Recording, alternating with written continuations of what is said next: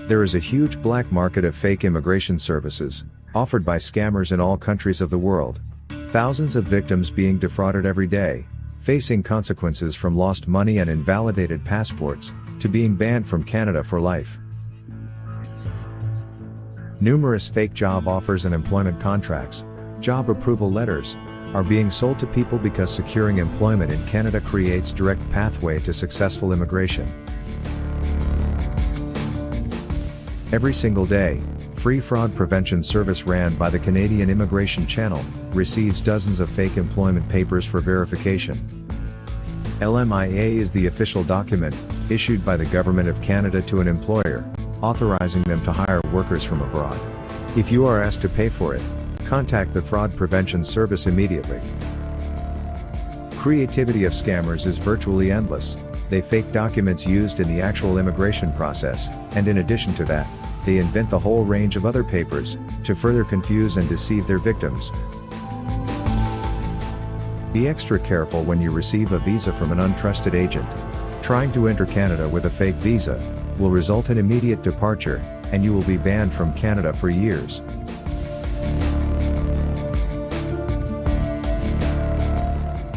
Virtually any document can be faked by scammers, even a document you've never thought existed.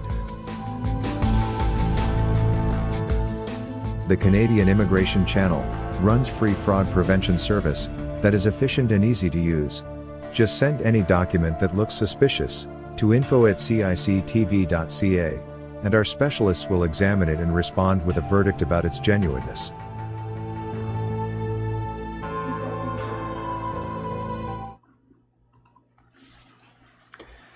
Well, my dear friends, welcome to Canadian Immigration Channel. It's been quite a bit. It's been quite a bit. We had this conversation, and today we're resuming our live sessions.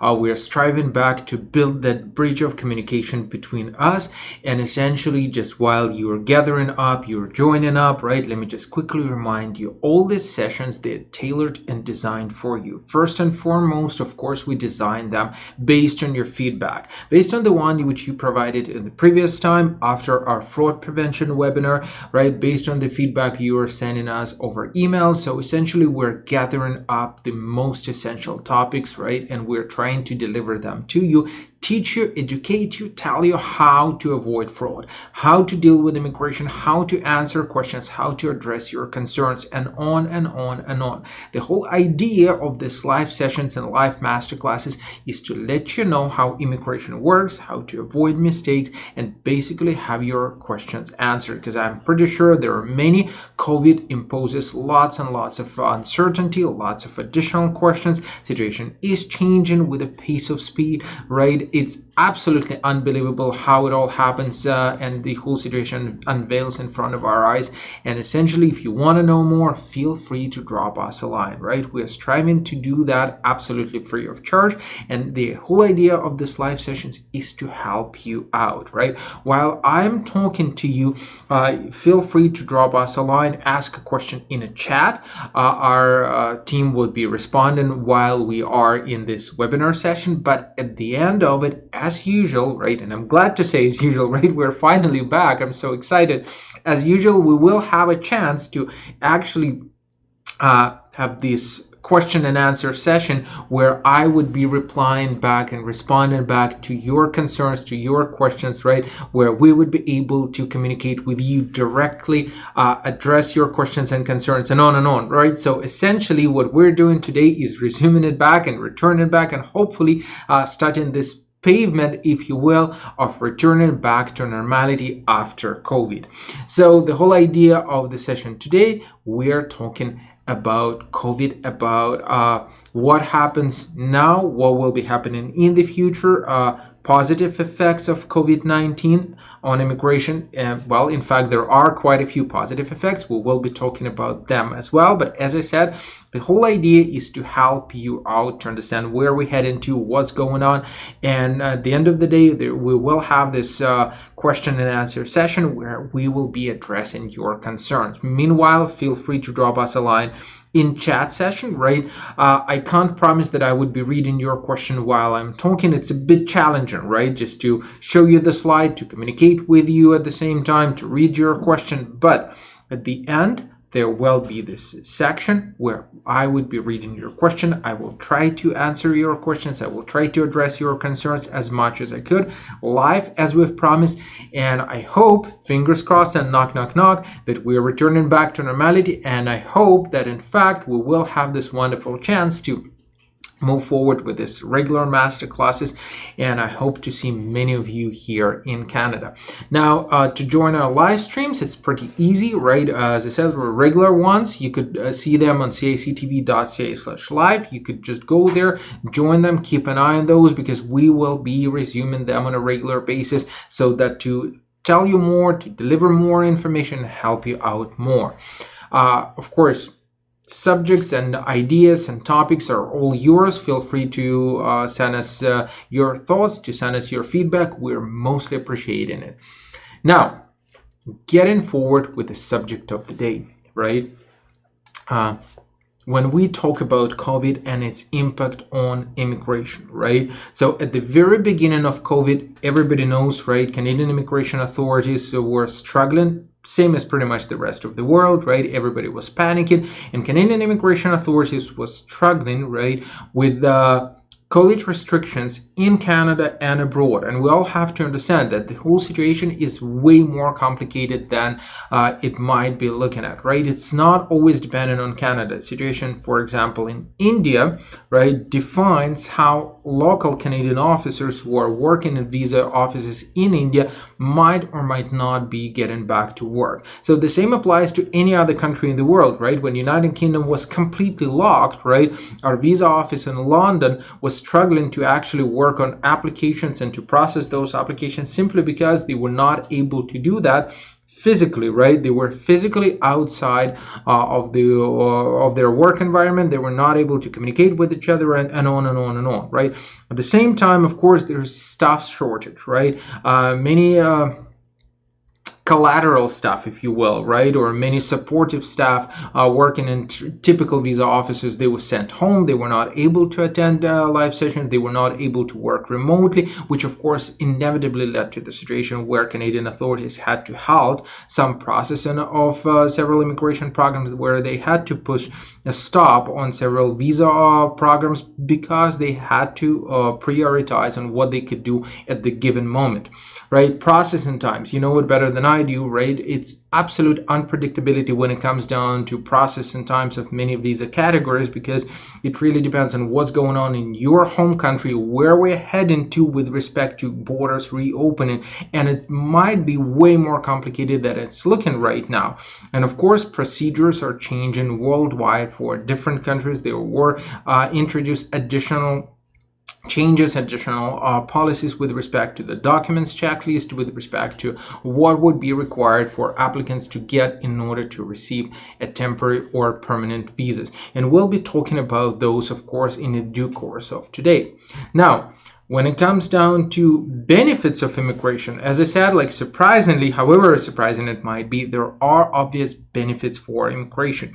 And these benefits are online immigration events, right? We were talking previously about New Brunswick provincial events, for example, Manitoba provincial events, those events which actually shifted its place, right, from being an offline ones where Canadian immigration authorities, provincial specifically immigration authorities, were traveling to one or another side of the world, were traveling to Eastern Europe, were traveling to Africa, were traveling to Asia, for example, to conduct those events, right? You remember when they were in Africa, remember when they were in Philippines, when they came to Poland, Ukraine, and on, you name it, right? Now we are in a completely different story. As of now, Canadian immigration authorities don't have to travel anywhere, right? Canadian immigration authorities, provincial authorities, and on, right, can conduct these events online. And that's the beauty of this event, simply because, right, you could attend them, and essentially this space is borderless, right? There is no limitation from which country in the world you could attend. You do not have to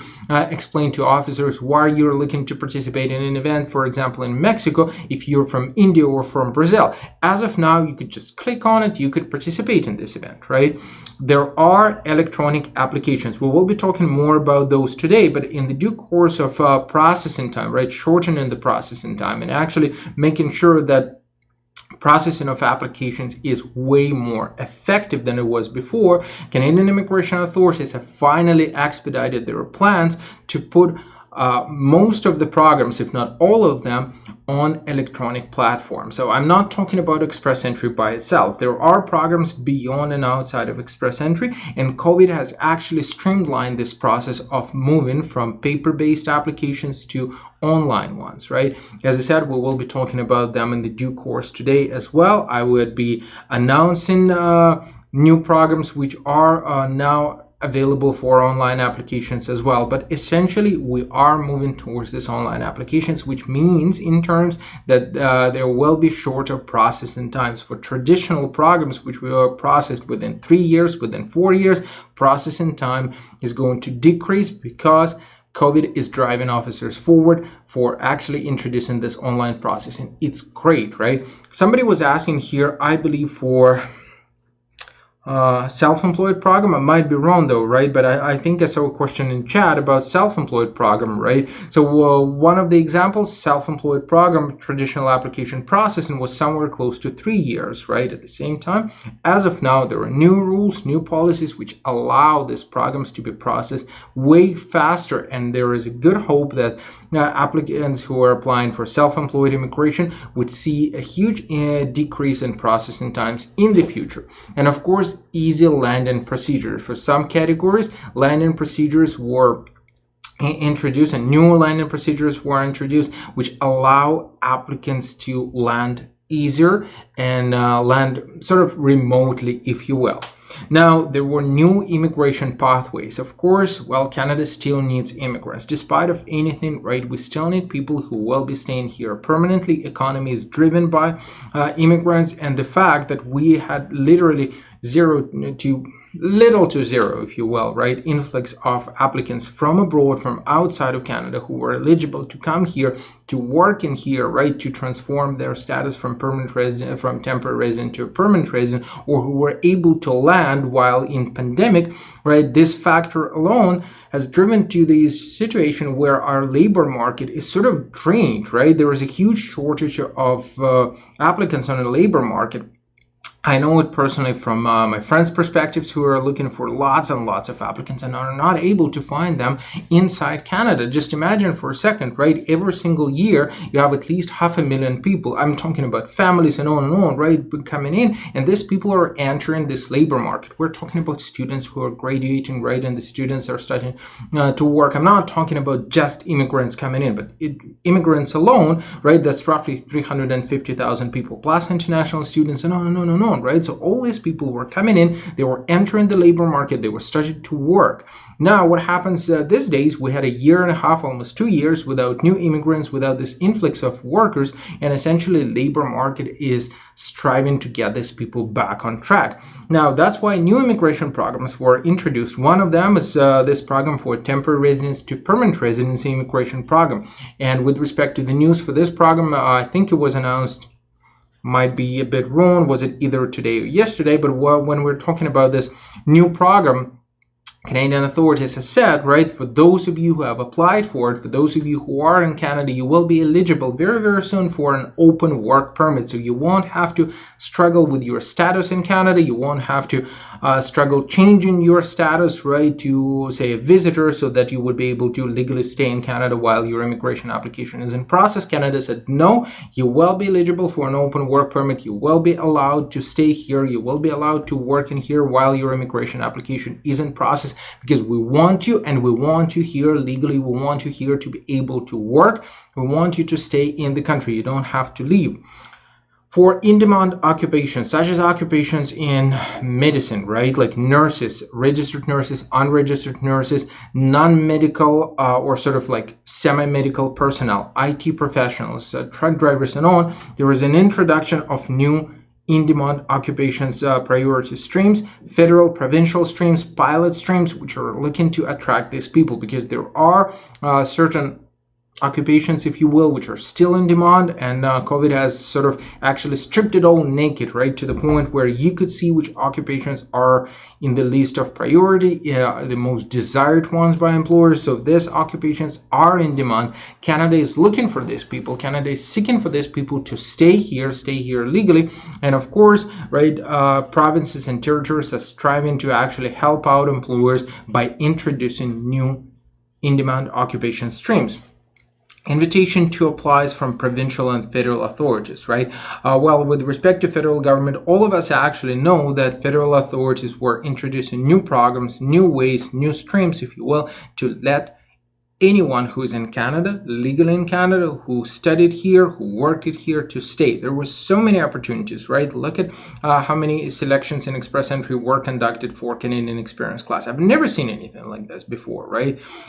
Frankly speaking, I hope I would never see it, right? I would rather see applicants from all over the world coming in here and competing for it, right? The way Canadian immigration system was supposed to be designed in the first place. But regardless, right? So what Canadian authorities are striving to do, they're trying to take people who are inside Canada, at least allow these people to stay. Don't let them go to their home countries, right? Allow them to stay in Canada. If they're seeking for their permanent residency, let it be so, right? Let these people work, let these people actually stay here, let them become Canadians. So Canadian authorities, with this regard, I think they were doing a marvelous job, and they still continue to do everything humanly possible to meet the targets for immigration, because again, that's what would be driving economy forward. There was a prediction which was announced yesterday by the federal bank, and it seems that we're on the verge of a huge rebound of the economy. It seems that the economy is slipping backwards with respect to the number of jobs introduced. The economy is on the verge of a huge recovery, and this recovery would inevitably need new immigrants. This recovery would need people who would be actually filling these positions on the labor market, because if there is a shortage, right, we will actually see a complete backlash, because there is a demand, and at the same time there are no people who would be actually meeting this demand, right? Your business growth would be stopped, and this stop might actually be dramatic. So I'm not sure what kind of pressure right now Canadian immigration authorities are facing, but believe me, it should be a huge pressure. These guys are supposed to be meeting the demand from the labor market very, very soon. Now, so with respect to processes which were shifted online, right? As I said before, provincial immigration events were conducted online. This is the first time, right? New Brunswick, this is the first time Manitoba was doing those events, right? But at the same time, federal government has been catching up other immigration agencies, right? Immigration Refugee Board, federal court was shifting their processing, finally shifting their processing in online, and essentially, right, simplifying their procedures, which is a huge relief for most of the applicants, right? Which is a huge relief for those of you, for example, who are applying to federal court, right? For those of you who was striving to do everything to come to Canada, right? You paid your money for tuition. You actually sacrificed a lot to come in here. So interviews, court hearings, they went online.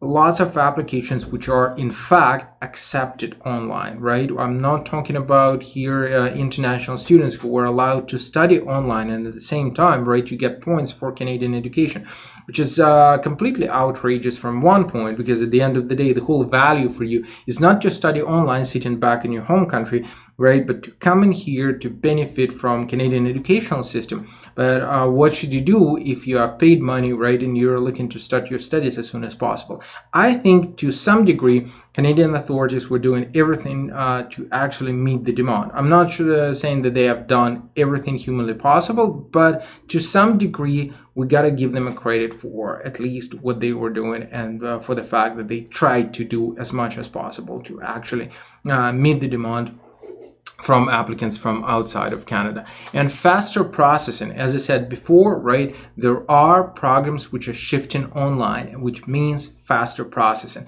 For the recent updates, at least 2 of those programs.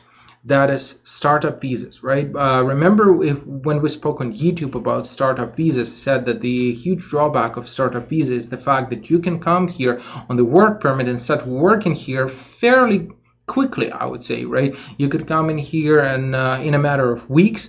Well, it will actually depend on where you're from right now and the processing time for the work permit in your home country, but essentially you could come here, say, in a matter of weeks. Let's just measure it in pre-COVID numbers. But then what happens next is essentially you're struggling with your immigration application, which is processed on paper, which would typically take you 2.5 years, right, to be completed. Now, on average, of course, right? Canadian authorities said no. As of now, you could apply online. You should apply online if you're applying for startup visa, and you would be able to benefit from this faster processing times, right? Because we don't have to get your documents. We don't have to scan all of them. We can actually get and receive those documents from you online, finally. Well, the other program which will work online and essentially applicants or applications rather are accepted online is this self-employed visas, right, or self-employed immigration. For self-employed, it's a long-awaited changes, right? Finally, they are coming. Well, unfortunately, they are coming with COVID, but essentially, yep, we are finally back with this. And self-employed applicants are now able to send their applications online. You don't have to send the whole bunch of papers as you previously did, right? Proving to officers that you're such an interesting artist, a sportsman, right? A supported personnel for artists and on, right? So now you could do that online, which will definitely will be easier and definitely, of course, will decrease processing time for most of the applications.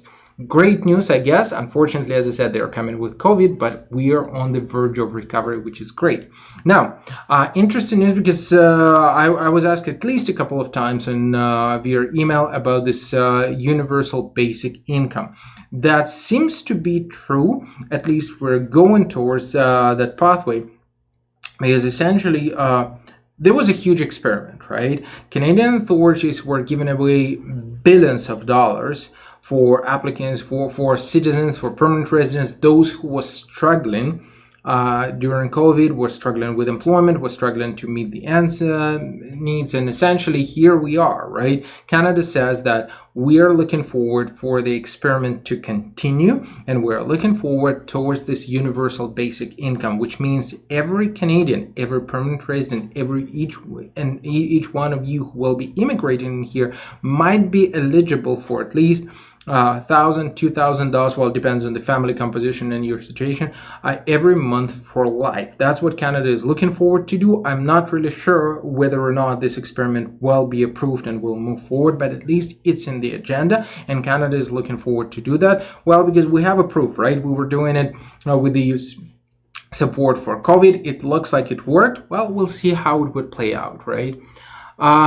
Now, coming to Canada, I know lots of you have questions. I've seen a couple of questions in a chat about coming here with the different vaccines. We'll talk about it, of course, right? But let's see where we head into. So flights from certain countries are still affected. Flights are still suspended. There is travel ban for several countries, right? And this travel ban does not necessarily mean that you can't come in here, but it essentially means that you can't travel here directly, right? We do have flights canceled for a while with, I believe, with India. I believe it's still in effect for Pakistan. I might be a bit wrong though, right? The situation is changing every single day, but essentially we are still holding this ban simply because of the number of COVID cases. We want to make sure that this disease is contained, that we will be able to deal with this, right? Land border is closed for most of travelers. We are expecting an update within a matter of several days. Well, we have the next update on July 21st. It's the scheduled one. Whether or not we will continue this travel ban between Canada and the United States, chances are, I would say odds are quite high that in fact this travel ban will still be in effect, but Canada and the United States are looking forward to gradually, if you will, resume back to normality. So new categories of citizens, new categories of permanent residents will be introduced and included in the list of those who are eligible to travel from both ends. Both Canada and the United States have confirmed it, so we'll see what would happen. Maybe it will even happen before July 21st. We'll see that. Testing and quarantine upon arrival. As of now, citizens and permanent residents of Canada who are fully vaccinated, they are stripped of this requirement to actually sit in quarantine, but well, we have to understand that that applies to only fully vaccinated permanent residents and citizens of Canada. If you're traveling, if you got kids who are under 12 who are not vaccinated simply because they can't get a vaccine, they should be able to quarantine, but they should be able to quarantine from home. You don't necessarily have to sit in a hotel. Situation for international travelers is slightly different. We'll see how it would unveil, because I don't think that this mess with the quarantine hotels would actually last for long. We'll see that. And I believe that somebody asked this question in chat: what should you do if you got a vaccine which was not approved by Canadian government, right? We're mostly talking about this strange Chinese vaccines. I'm referring to them strange because essentially it seems that their protection level, if you will, is not as high as Pfizer or Moderna, but at the same time, look, these vaccines were approved by World Health Organization, and I don't really see why Canada would be saying no to people who are vaccinated by this vaccine simply because they were not approved in Canada. In the first place, I don't believe that these Chinese manufacturers ever applied for approval in Canada or United States. So in a nutshell, look, if it was approved by World Health Organization, I believe Canada should be making an announcement that these people who are fully vaccinated by these vaccines, they should be able to travel to Canada. They should not be quarantined. As of now, it's not the case, but we'll see how the situation would unveil. In fact, many countries in the world are keeping up with the vaccination pace. It seems that, in fact, right, within the matter of months, we should be able to actually see huge improvements all over the world within a matter of months, right? Despite the fact that World Health Organization is saying that we are on the verge of the next peak or wave of COVID. Of course, I mean, waves would be coming in back and forth. It's not the last one, it's not the first one, but it looks like, at least in here, right, these waves are finally fading away.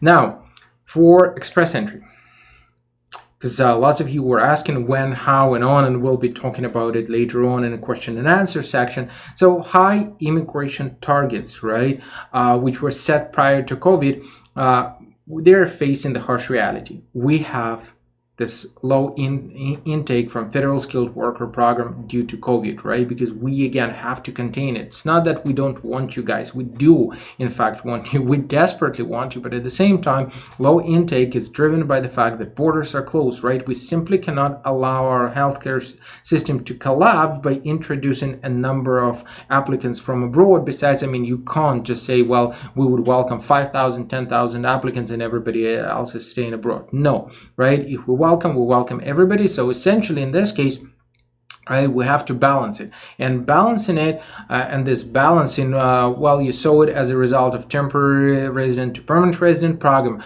You see this with the invitations with the low CRS scores, right? This is all a temporary measure, and this temporary measure of course would go away sooner than later. In fact, we're looking to probably September, maybe sooner than that, with the first draws of federal skilled worker program. It's very difficult to predict though, but again, like everything says that essentially we are on the verge of it, right? It looks like there are chances that we would start inviting applicants from abroad. One of the points which are indicating that application period has been decreased. Application period means the period given to you for collecting all the documents after invitation to apply. It was decreased again. It was 90 days. Now it's decreased to 60 days. One of the reasons, Canadian authorities are looking to shorter processing times, right? And when they calculate this processing times, they're saying, well, if you got less time to collect documents, right, it would expedite it on our side, and essentially it would lead out to the targeted processing of 6 months, maybe 7 months of the application. So we'll see how it would go down.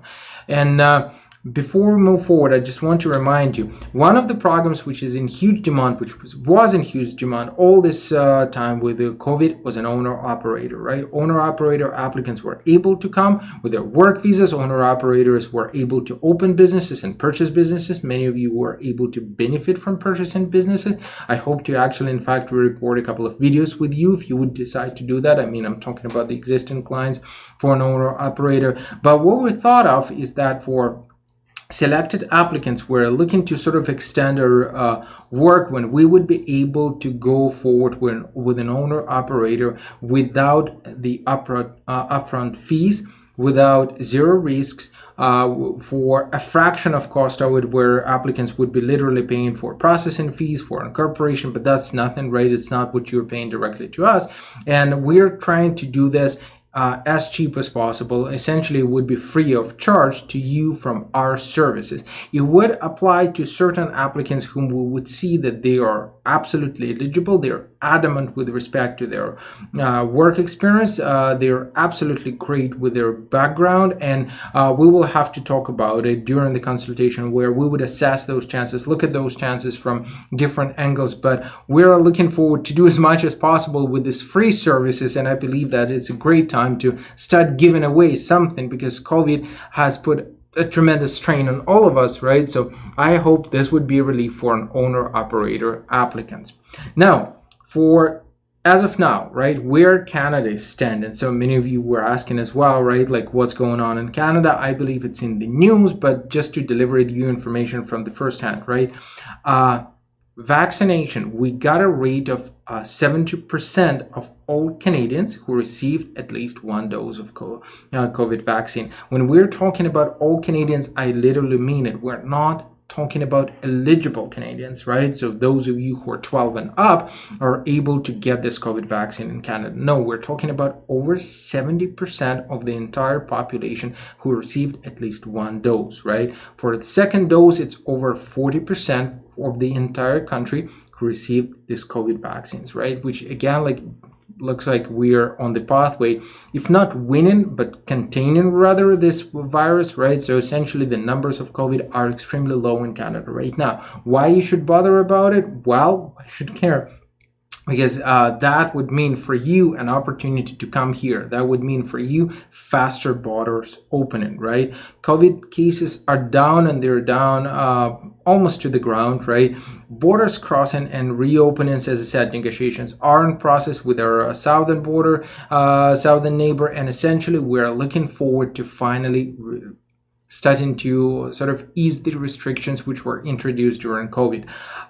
With respect to COVID restrictions all across Canada, because that again like drives forward unemployment, or drives down unemployment rather, right? That would stimulate the fact that provinces would need more and more and more applicants from abroad. So essentially restrictions are going down in most of the provinces. As of now, Ontario, where we are, is the most populous province with the extremely low number of cases. It's below 150 cases per day for the whole province, and we're talking about multi-million province, populated province in here, right?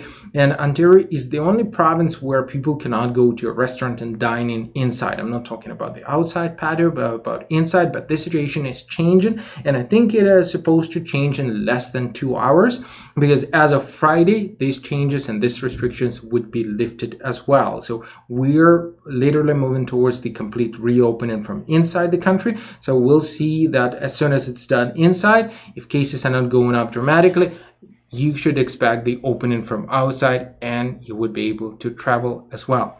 Now, before we get to the point where we would be shifting towards questions and answering, right?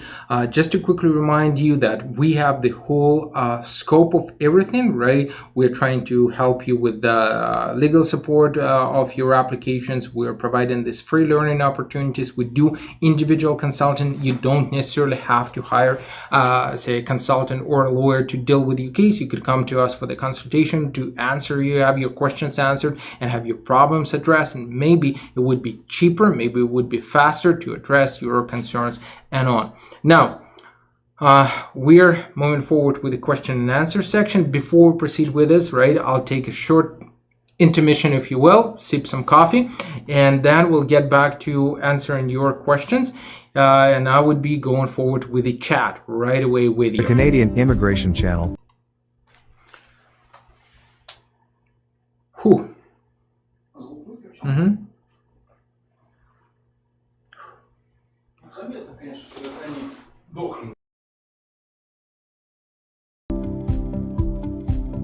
First, you create your own Canadian company. In many cases, you don't even have to come to Canada to become a company owner. Set up a business bank account, register with Canadian tax authorities, create a website, and prepare the infrastructure for a successful start.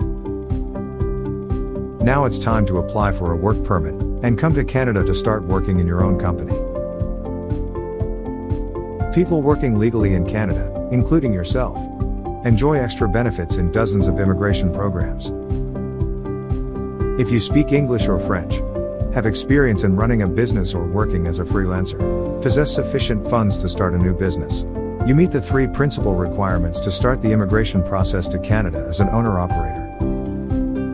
Step 1. Create your own corporation in Canada without leaving home. Rest assured, our specialists will make this process comfortable for you. Step 2. Come and get employed from your very first day in Canada. Step 3. Now when you have a job in a Canadian company and the valuable Canadian work experience, choose one of many immigration programs available to apply for permanent residence. Canadian immigration system is changing. Don't wait until it is too late. Start now by sending an email to info@cictv.ca and our specialists will get in touch with you soon. See you in Canada.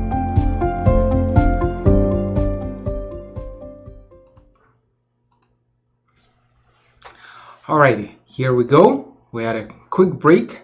Getting back to your questions, right? And as I promised you, I would be able to address your questions and concerns live, right? I would be reading your questions from the chat, from the screen I have in here. Well, it's a bit off from the camera when I'm turning my head. It essentially means that I'm just reading a question in a chat. So I would do my very best to answer your questions and address your concerns, right? You were asking while we were online, while I was talking in here. And I believe the first question I wanted to go forward, right, was the question about this COVID vaccine. Again, like I tried to explain it as much as I could, but I know this question is kind of bothering everybody, right? First and foremost, will I be able to travel to Canada if I'm unvaccinated?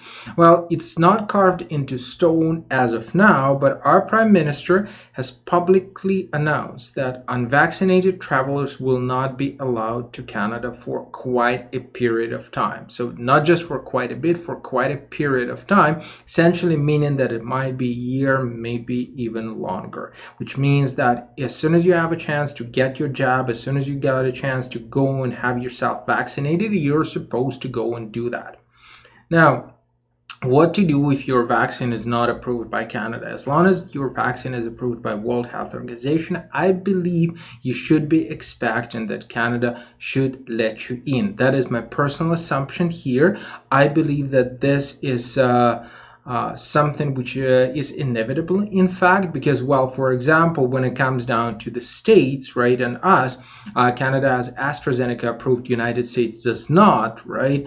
And there were some tensions where US authorities were not letting Canadians with the AstraZeneca to come to the States. Well, after some buzz between the countries, essentially US said, well, of course you can go in, right? But now what happens in here, why would Canada act differently towards other countries, right? If we were in the same situation with our southern neighbor, why don't we let people in when it comes down to actually coming in, right, vaccinated by whatever you call it, right?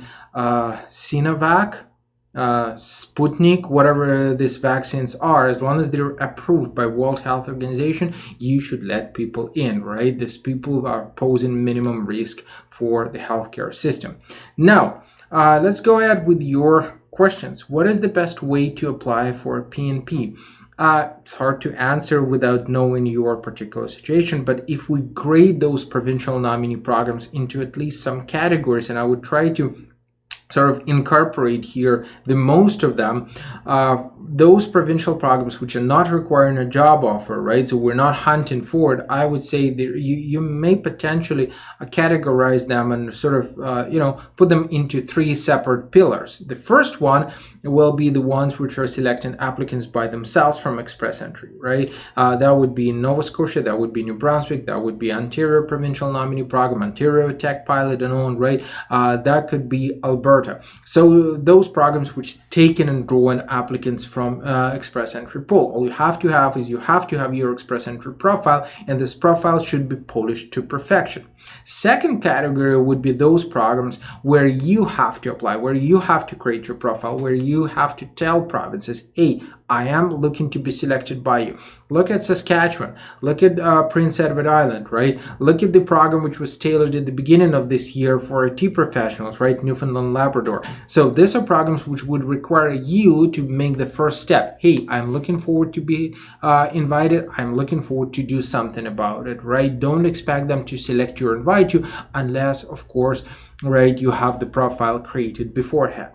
And the third category of programs, right, would be those which would require you to have a connection with the province. By saying connection with the province, again, I don't mean that you have a job offer. Well, it's good if you have one, but essentially we're talking here about, say, friends, family for Manitoba, right? Well, family might be for other programs as well, right? You have friends in Manitoba, that could be your first-hand foothold in Manitoba, if you will. You got a support from a community in Manitoba, so you could come, or potentially could have come before COVID for exploratory visit, right? That's another option, right? You have participated in a provincial event of New Brunswick, for example, right? And you were invited by New Brunswick afterwards, right? So that now you're able to apply for a New Brunswick provincial nominee program. There are other programs which would allow you to apply beyond express entry, if you will, right? There are programs for entrepreneurs, right? For business applicants, there are programs which would allow you to go forward with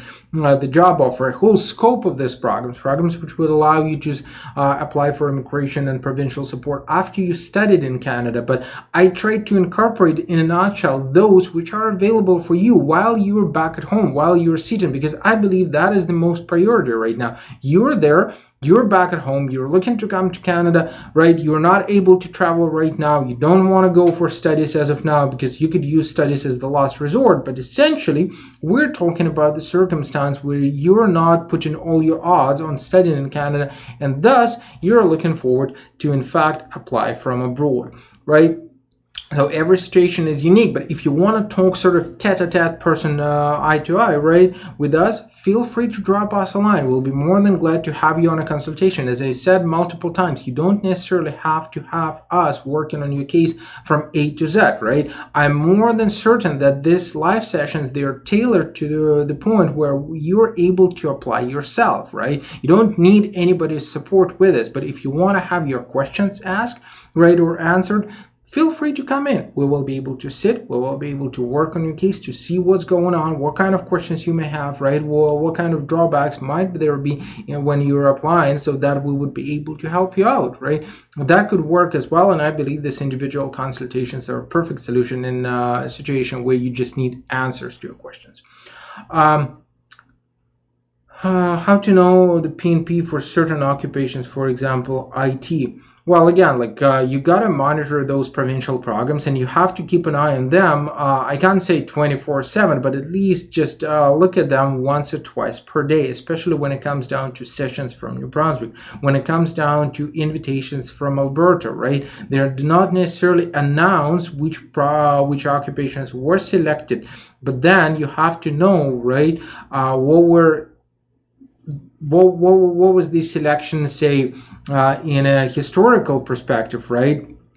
If we look at Alberta selections retrospectively, what NOC codes were there in demand, right? And what are my chances of standing to be selected by Alberta? So there are no programs which are tailored specifically only for IT professionals as of now, except maybe for Ontario Ontario Tech Pilot, but again, like for Ontario Tech Pilot, you have to have way above 400 points to be invited, and we're not talking about those programs which would require you to have a job offer, right? It's a bit challenging to get one while we're in COVID, but essentially there are ways for an IT professional to get an invitation even without a job offer. Just have to meticulously look at those programs. Would need help, feel free, as I said, to come for the consultation. Which point system to use for provincial number for Manitoba Pnp? Well, for Manitoba Pnp, right, like it's a classical example here. So when it comes down to eligibility, right, you have to be eligible, right? So that's 60 points to pass. Now, the same is for Express Entry for Federal Skilled Worker Program, right? In order for you to create a profile in Express Entry system, you have to score at least 67 points when it comes down to Federal Skilled Worker Program, at least 67 points out of 100, right, in Federal Skilled Worker scales. But then, if you meet this minimum requirement, your human capital scores are transitioned to Express Entry, where they're recalculated to Express Entry scores, where you're competing with other applicants who might not necessarily be applying for Federal Skilled Worker Program. They're still in Express Entry, but they might be applying through Canadian Experience class, for example, right? You're competing with these people, but so the same applies to Manitoba, right? Selection is done by the score system in Manitoba, where they got 1,000 points and they're selecting applicants from there, right? 500 plus and on and on. But your eligibility is calculated by this 100 point scales, right? Where you have to meet at least or score at least minimum 60. Hope it answers your question.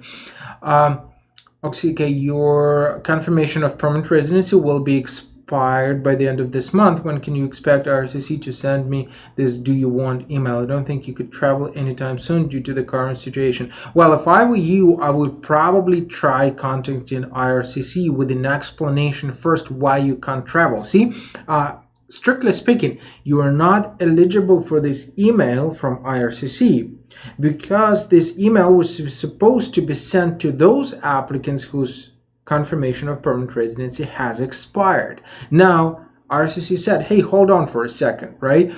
For those of you whose COPR has expired, we will be sending you emails. Yours is not expired yet. You are eligible to travel. You are allowed to travel now, right? You can come to Canada. If you cannot do that, but your COPR has not expired yet, it will expire by the end of the month. What I would probably do, I would try to contact IRCC immediately and explain to them what is the reason why you can't travel despite the fact that you're allowed to do so, right? You still have plenty of time. I mean, like, almost plenty of time, right? You got 2 weeks, which is more than enough for you to book your flight.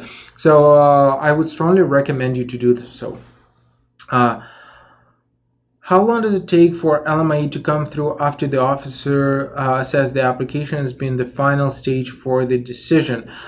There was no unique answer to this question, again, like because we're in COVID. Traditionally, I would say LMIE processing was less than 6 months altogether, of course, right? It was usually processed within a month or two, but COVID is a different circumstance. If you would need us to look into your LMIE, feel free to drop us a line, right? And we'll see what could be done in your case. When will they open and affect the processing time and shift into normal time, especially for Canadian Experience class who are already in Canada? Now, for those of you who are already in Canada, okay, that is my assumption, but this assumption, I would bet that it might be right? When you are in Canada, when you are eligible to work, when you're eligible for the bridging work permit, or say you have applied for this temporary resident to permanent resident pathway, and now you're eligible for an open work permit, right? So essentially, in a nutshell, it's the same story as with the bridging work permit. You are allowed to stay in Canada almost indefinitely, right, for quite a lengthy period of time. You could legally work in here, you could legally live in here, and there is nothing which is driving immigration authorities forward to finalize your application as soon as possible. So I would say that your processing should not be completed faster and sooner than applications of those who are outside of Canada and who fall into some certain priority groups, for example, family sponsorship. I'm not saying that Canadian Experience class would be delayed drastically, but I would say at least this introduction of the recent measures with temporary resident to permanent residency, right, when they can apply for an open work permit, would inevitably lead to the situation where immigration authorities would try to catch up on other fronts, if you will. They would be looking at other programs, right, which might be requiring their attention urgently, while at the same time saying, look, this Canadian Experience class who are already in Canada, who are eligible to work in here, those applicants for temporary resident to permanent residence who are eligible to work in Canada, they are in Canada, everything's fine with them. Let's just put them aside for a little bit while we're closing the loopholes in other applications. That's my assumption on how it would work out. When will the flight ban be lifted with India? It would really depend on India, I believe, right? It really depends on the situation with the COVID cases in India and how well India will be able to contain this COVID outbreak, right? It's all has been created and driven by the situation in India, essentially, right? It's not like, Canada has introduced this ban because of nothing. I can't say what is the threshold for reopening. It's very difficult to say. I see that based at least on the news that India is trying to manage the situation. The COVID cases are going down, vaccination rate is pretty much ramped up, but at the same time, look, it would really depend on Canadian authorities to reach an agreement with the Indian government on when borders could be securely open. Don't have a prediction. Haven't even heard anything in the news yet. Which provinces are good for secondary science school teachers? There are no such provinces which are good for secondary science school teachers, simply because, again, it is all driven by the fact of labor market demand. Very difficult to say, but I would probably recommend sending us your profile, especially of yours, and if you're married, of your spouse as well, so that we would be able to at least look at it comprehensively. What's in there, right? Maybe there is a chance to not only use your profile, but to look at your spouse as well and analyze where we're standing at. On this note, I would probably say we should be wrapping up. I sincerely appreciate you coming in, asking your questions. If I missed some of yours, right, feel free to drop us a line, right? Ask your questions in the question and answer section. Feel free to drop us a line over email. We would be more than glad to help you out in there. And again, guys, don't be shy to ask your questions, right? We are here to help. All these sessions, they're tailored for you. They're designed to help you out to figure out how immigration works and answer your questions. And we're looking forward to resume these sessions on a regular basis. And as of now, thank you so much and goodbye.